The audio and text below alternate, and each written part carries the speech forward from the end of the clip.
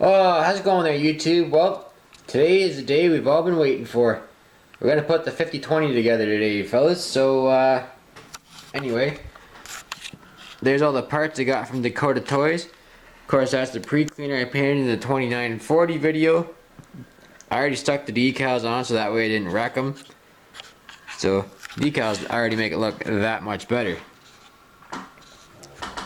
They went on easy, but what I had to do is trim them out of the sheet.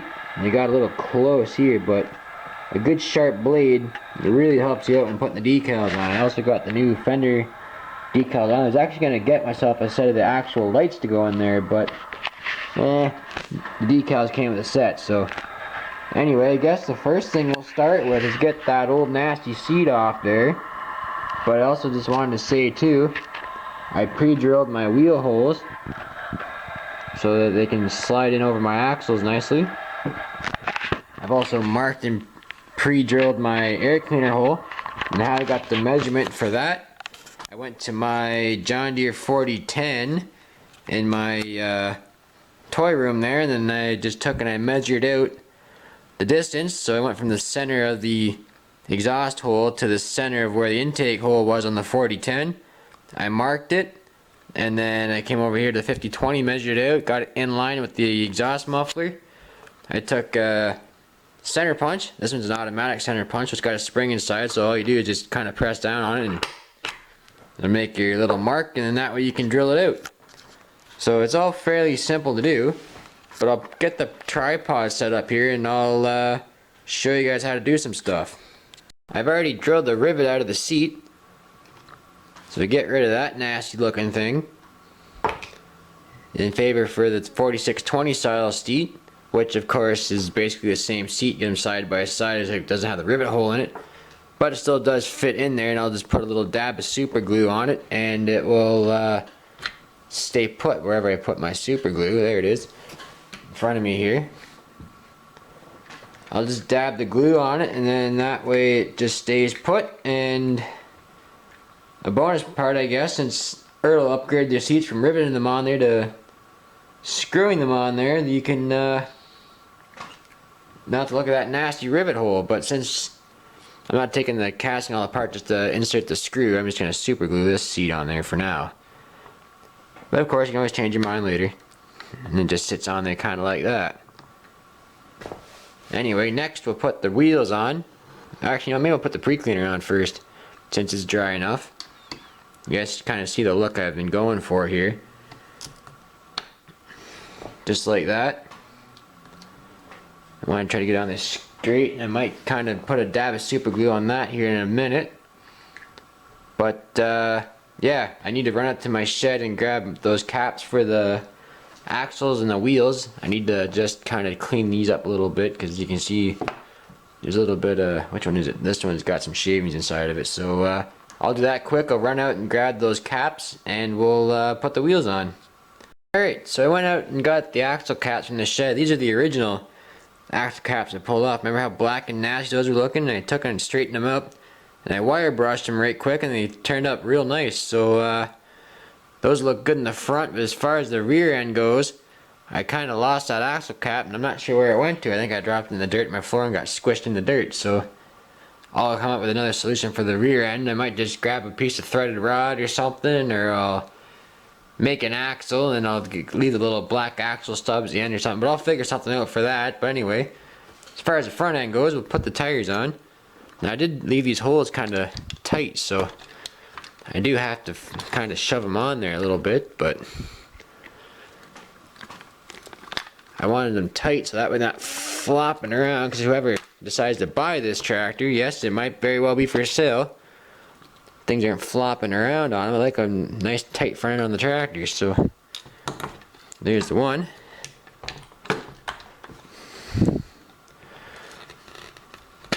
And the two. Now how we're going to put those rivets on, I'm going to try the C-clamp first, and if not, I'll go out to the shed and I'll just kind of give them a tap with a hammer. So we'll get one of our caps here, like so. I want to put it on there straight, of course. Might be quite tricky to do. If I had another set of fingers, it might actually work better. Or a little bit bigger of a clamp. Should have grabbed another clamp out of my shed, but we'll try this one first and see how it goes.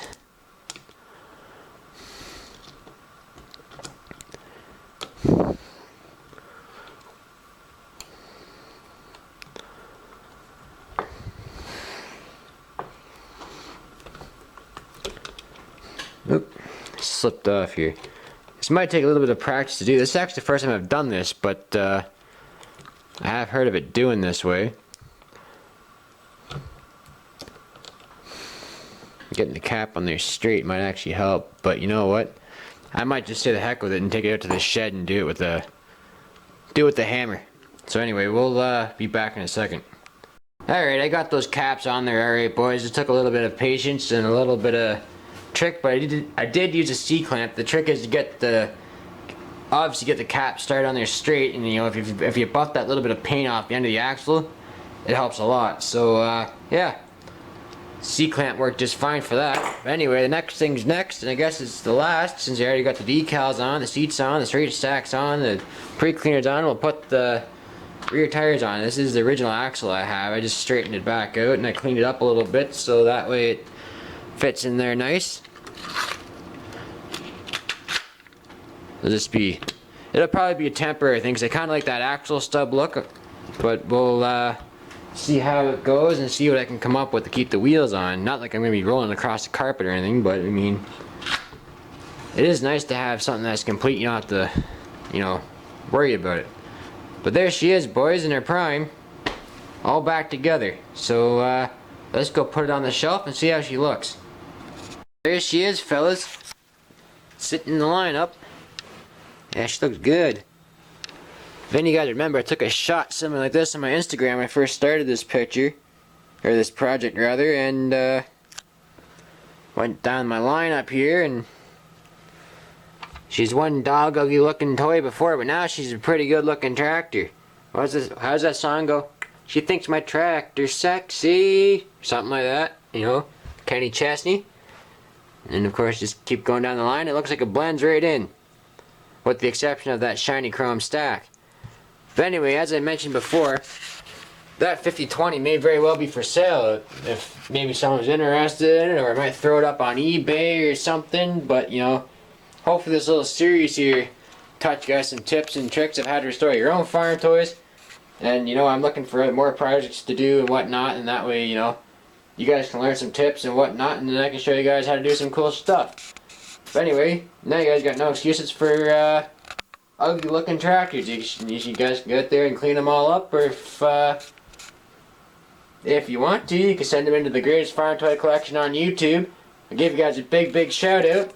I'll restore them, and then you guys can always have a featured spot in the Greatest Farm Toy Collection on YouTube. If you guys didn't see the video I did about that, I'll post a link up here somewhere. But anyways, if you like that video, please comment, rate, and subscribe. Hope you have a great day.